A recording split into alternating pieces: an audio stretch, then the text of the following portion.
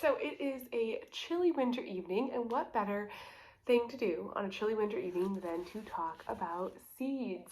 I'm getting so excited for the days to get longer and to be able to do some more things out in the garden in the evening. But for now, we're inside, and I just wanted to go. Cats are with me as well. They're very interested in what's happening over here. I thought I would just sit down and talk through these seeds. I may go ahead and plant some of them out in the garden at the end of this video, so this may be a little bit of like a half and half. But for now, I wanted to talk about seeds that you can direct sow outside before your last frost. So I just did this with some of the herbs for my herb bed. And then I was looking through some of my perennial kind of pollinator flower seeds, and I realized that a lot of these you can actually start outside as well. And you don't have to wait till your first frost. Actually, for some of them, you shouldn't wait for your first frost. So I tried to pull out some of the seeds that it wasn't like the recommended was to start them outside, because I figured might as well just go for the ones that are actually going to need this. And some of these perennials, I've had like a harder time getting some of them going. And so I thought, actually maybe this will be good. They want some of that. Hello. They want some of that cold weather before they germinate and everything. And I want to do these big sort of pollinator garden areas around the kitchen garden space. And it's just a lot of land. It's a lot of space. And so seed is a really economical way to get those kind of garden beds started. I may go ahead and start some of these in seed trays as we go, but I thought it wouldn't hurt to just stick a few seeds. Guys, you're gonna be bumping the camera. A few seeds in the ground, like here and there throughout those border areas here at the start of the season, and just see how they do. And especially because these seeds want to be planted outside. So let's go through the seeds that I have. It's just always fun to talk about seeds too. So the first one, which is like such a, quintessential sort of spring flower, I feel like. This is a forget-me-not, and this is kind of cool because this is a Victoria pink. If you are growing in any kind of part shade areas, this one is nice too because it can handle part shade. It doesn't necessarily want to have full sun. It's a zone 3 to 8. It's deer resistant, so that is exciting to me. It can go on the edge of my sort of barrier plantings here. And it's recommended to start it 1 to 2 weeks before your last frost date. So I'm in zone 7B. My last frost date is technically the first week of April. So I've still got like a good month until that time. So I may wait a couple weeks before I get these going. We'll kind of see how impatient I get, but it's just nice to know that that's something that wants to be planted out this time of year. Then we have another perennial. These are all really perennials. This is Indian Summer Rudbeckia. I probably talked about this. I'm trying to think. I probably talked about this in some other videos because this is one of my favorite Rudbeckias. But just like a big, full, really beautiful style Rudbeckia.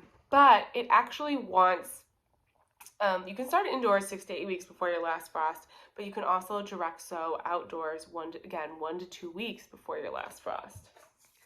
So like perfect kind of, those would be beautiful together. But perfect timing here. We're right on track. A similar kind of plant. This is actually, so this is a narrow leaf echinacea. This one actually doesn't say that you should plant it out before your last frost, but it does say that using some cold stratification for 2 to 4 weeks will aid germination. So basically, if I plant it out now, I'm sort of using the outdoor temperature right now as my cold stratification is kind of my thought. It's just a really classic looking echinacea coneflower, but really pretty. And it's just, I feel like it's good to have coneflower. And again, it's like when you're planting out a big space, just to be able to use some seeds for some of those spaces. I feel like it just makes it easier, right? It's just a couple bucks for the seed packet, and it goes a long way. Then I have the Mexican hat coneflower. I tried to start some of these from seed in like seed cells, kind of normal seed starting, and they did terribly. They were not happy at all. But I'm wondering if perhaps they'll do better. It says to direct sow them outdoors in spring or fall, so whenever. So like let's give it a go, just direct sowing it. Some things just do better being direct sown. Like sometimes that just really works. So we're gonna do it. We're gonna plant out this, and this is just like one of those fun kind of prairie style, sort of like extra whimsical looking kind of flowers. I just think it's so pretty, and it'll just kind of add to this like very natural. I kind of want it to be like a border, but it's also a meadow. Very natural look. I have another Rudbeckia here. This is a marmalade, and I thought that was really, really pretty. This one actually I might have put in the wrong pile. Oh, after all danger of frost is past. Okay. Really pretty though, after the frost. Like, we should plant that, right? Isn't that beautiful? I love Black-Eyed Susan Rudbeckias. They're some of my absolute favorites. Every year I see them in the perennial section of the garden center, and they call to me. So I'm excited to get a lot of them going in this garden, hopefully. Okay, let's go back to things that we can plant right now. So one of them is verbena. Verbena is a great deer-resistant plant. For me, it's actually a perennial. It's a perennial in zone 7 to 11. So for me, it's a perennial, and you can sow it outside 2 to 4 weeks before your average last frost. And it's just like a really light, sort of airy plant. So just a really good kind of flower to have in and amongst your other flowers. It just adds a little bit of different texture. It's that pretty kind of purple color. I'm hoping to get a bunch of this going. If I can't get it going myself, I will be buying this from the garden center. I have always loved verbena, and I'm excited to have a more more space to grow it. It does grow full sun to part shade though, so there's some variation there. Then I have, again, kind of like in this meadow garden feel, I have some steel blue sea holly. So when to start, you can sow it in fall or late winter. I feel like we're at late winter, so perfect. They do recommend that you start it indoors, but actually I think I started a couple of these indoors, but we're gonna try to start some outside. Again, this one is a deer rabbit resistant flower, and that's just like, it's so pretty. Those kind of like I don't know, the sea holly kind of look, it's so gorgeous. So I'm hoping, it's a perennial zone 5 through 9, so it'd be really nice to get some of that going. Now, of course, these are going to be first year perennials, so once all these get started, they're not going to be at their peak show.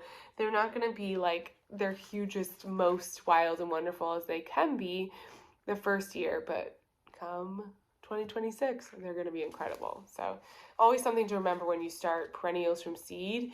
The first year perennial from seed is not like the perennial you buy at the garden center. Like, it takes them a little time to get going, but you're still going to have the same gorgeous plant in the end. I'm also going to try, I think I have a couple milkweed. Do I have a couple? Yeah, I have a few milkweed. So I'm going to try some milkweed. I've always had good luck doing more of like winter sowing, direct sowing of milkweed. Milkweed can be a tricky one to get going. So we're going to do a showy milkweed, which is kind of like that classic. It's going to be perennial zone 3 to 9. It's deer resistant. You can start outside 2 to 4 weeks before your last frost. Let's go. Obviously, this is like the monarch butterfly host plant. It's just a big, beautiful, robust perennial. I actually saw that I already have some natural milkweed. There were a few milkweed stalks on kind of the side of the garden. So I already have some milkweed, but we're going to do some more. Really beautiful. And then I have the common milkweed as well, which like this is like the native, just common milkweed. Same like details of everything. Monarch butterfly. These are really nice, big, nice, like drought tolerant, like really hardy kind of perennial flowers, and they're just so pretty. And I feel like you gotta have milkweed. If you're gonna have a pollinator garden, you gotta have milkweed. And then the red butterfly milkweed is really pretty too. Very sort of different color tones, but it's those bright red, like bright red butterfly flowers. You always see them at the end of summer in garden centers. But you can direct sow in spring or fall. So again, like if you want to direct sow something, just go throw some milkweed out there. And I promise you, if you've ever tried to start milkweed from seed and you've ever done it inside, try it outside. See what happens if you either winter sow it or direct sow it. Like, just see if you can get it to go. Because I had such massively different success when I just went ahead and planted milkweed outside. It wants to be outside. Oh, here's what the Indian summer rudbeckia looks like. Such a classic, gorgeous. Okay, what else do we have? I feel like this is, oh yeah, here we go. Bachelor buttons. Gotta have some bachelor buttons if you're gonna have like a meadowy garden. Also one of the easiest flowers. They really pretty much want to grow.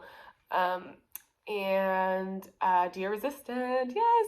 1 to 2 weeks before your average last frost.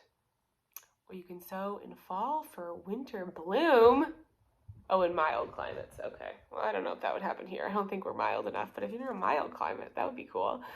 They're really pretty. I also have some black, like a black version of the bachelor buttons. This is just Blue Boy, which is just like a classic blue.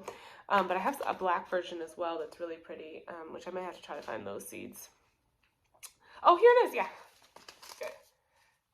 Black Magic. I actually grew these in a container last year, and the conditions were rough. I did not give it very, very good conditions, and they were super hardy. They went ahead and grew. They did a great job, and they're really pretty. You know, the black flowers are just, there's something special and gorgeous about them. They're really fun to have in a garden. So if you're wanting something that's like a tough, like wants to grow plant, this is a good one. They're not technically a perennial, but they will naturalize, so like they will reseed themselves. So it's something to keep in mind. But I'm not really too worried about things naturalizing and spreading in this like pollinator section. I've never done huge landscaping like this with like a big wide space. So I'm just going to kind of play it by ear. And if I have to dig things out and move things or, you know, give away plants because I did something wrong with the layout, like I will. I'm not going to worry about it. Then I have some phlox. I love phlox. This is a Lavender Beauty. Again, one that you want to direct sow in place as soon as the soil can be worked. This is an annual biannual, 12 to 18 inches tall. How pretty is that? Phlox is just a gorgeous one. It's a really good, a good one. And this Lavender Beauty phlox is fun because it is kind of that compact. I mean, 12 to 18 inches. That's not too tall. And especially when you have like a lot of these, you know, these kind of big perennials, the Indian summer rudbeckias, they want to get pretty big. So it's nice to have some things that you can put more to the front of a flower bed or on the border of a flower bed. It's just a really good, a good option, and it's good to try to find some plants like that. I also have, let's see, I feel like this is another one I can't start. I have some Coreopsis. I have actually a few other Coreopsis seeds, and I don't know what's going on with me this year, but I'm just like going back and forth about whether or not I want to do a lot of Coreopsis. For some reason, it's not looking appealing to me. So I'm just kind of playing that by ear. But this is the Incredible Swirl, which is really very beautiful and kind of different. And surface sow directly in spring, cover lightly. It's going to be a 3.5 inch tall, 3.5 foot tall plant, half hardy annual that self sows, bold little blooms. Oh, pretty. So that'll be a really fun one to have. We'll put that in a few spots. And then we're going to do, this is the safflower. I've tried to grow this like 2 years in a row and I've never given it the right requirements. It wants you to directly sow outdoors before your last frost. Okay. Or you can start it inside. But it's a big, beautiful kind of yellowy orange. You can actually use it for, can be used for coloring spice, dried to tea, and can also make a dye. Wow, and its deep roots are very efficient soil breaker, which I have very like rough clay soil, so I'm like, this might actually be kind of a good one just to have in general. And this is pretty. So I'm excited to get some of that going. And then the last one I'm going to sow is some Dara. So this is recommended 1 to 2 weeks before your average last frost. kind of Queen Anne's lace looking, super pretty. I've got the bishop's flower, which also has that Queen Anne's lacy look, but I love that. It's like, I don't know what it is about the Queen Anne's lace look. Maybe it just like reminds me of my childhood. Used to grow on the roadsides where I lived growing up. I mean, probably with everyone, right? Queen Anne's lace is everywhere. Something about it though, I really like it. I have this like soft spot for it. So, so we're gonna grow some of that, and I'm super excited about that. So it's gonna be really fun to have these big beautiful blooms, and I'm just now on a cold evening, I'm like just dreaming about the summer garden. This time 3 or 4 months from now, it'll be fully light outside and we'll be outdoors gardening. All right, so I made it out here and I'm planting these seeds, and I'm honestly not following too much of a plan. I wanted to have kind of that meadow look, so I'm just sort of picking spots in these little clumps. I made like little clumps. So I did like a piece of cardboard, some soil, and just made like this little clump in my barrier garden. So this is just going to be on the edge. And so they're just like these little mini no-dig garden beds. And then I'm just going to kind of plant some of these plants like in kind of their own, each in their own little section. I'm not broadcasting a bunch of them next to each other, you know, just all over. But I'm kind of just doing like a little clump here, a little clump here, a little clump here, and we'll see how it ends up looking. We'll do a bunch of bachelor buttons just in case. Ooh, let's do some of the red milkweed. And I'm kind of trying to vary. I made like 4 or 5 of these clumps around the edge of the garden, so I'm going to try to do, well, they're each going to be a little bit different because I'm just kind of doing whatever feels right in each one. And I think it's going to be cool.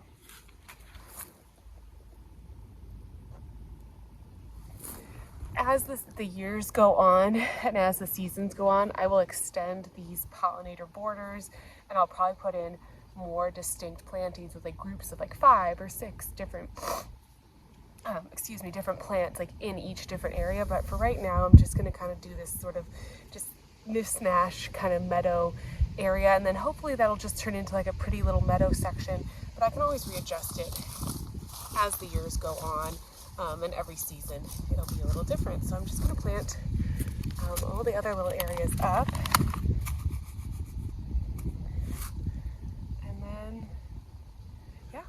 We'll water it in. We'll just see what happens. I got to set up my hoses and everything today, so I have a little bit of a project on my hands.